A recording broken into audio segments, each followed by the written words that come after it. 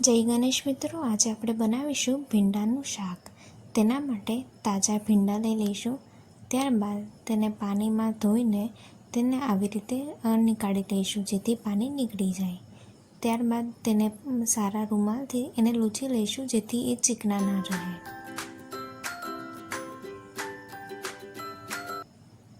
ત્યારબાદ તેને કટ કરવાના રહેશે। આ રીતે આગળ પાછળથી નીકાળીને એને 4 સ્લાઇસમાં કટ કરીને વચ્ચેથી કટ કરવાના રહેશે।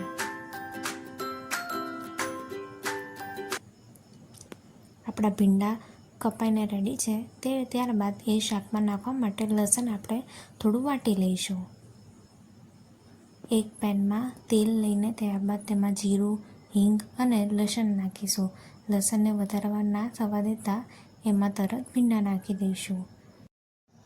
ત્યારબાદ તેની ઉપર ડીશ ઢાંકીને એની ઉપર પાણી નાખી દઈશું, જેથી ભીંડા જલ્દી શેકાઈ જાય। થોડી વાર રહીને એમાં મસાલા કરી દઈશું, જેમ કે ધાણા જીરું, હળદર, ગરમ મસાલો, મરચું, મીઠું, મેગી મસાલો અને તેને સારી રીતે હલાવી દઈશું। ત્યારબાદ ફરી તેને થોડી વાર માટે ઢાંકીને રહેવા દઈશું, જેથી તે વધારે શેકાઈ જાય।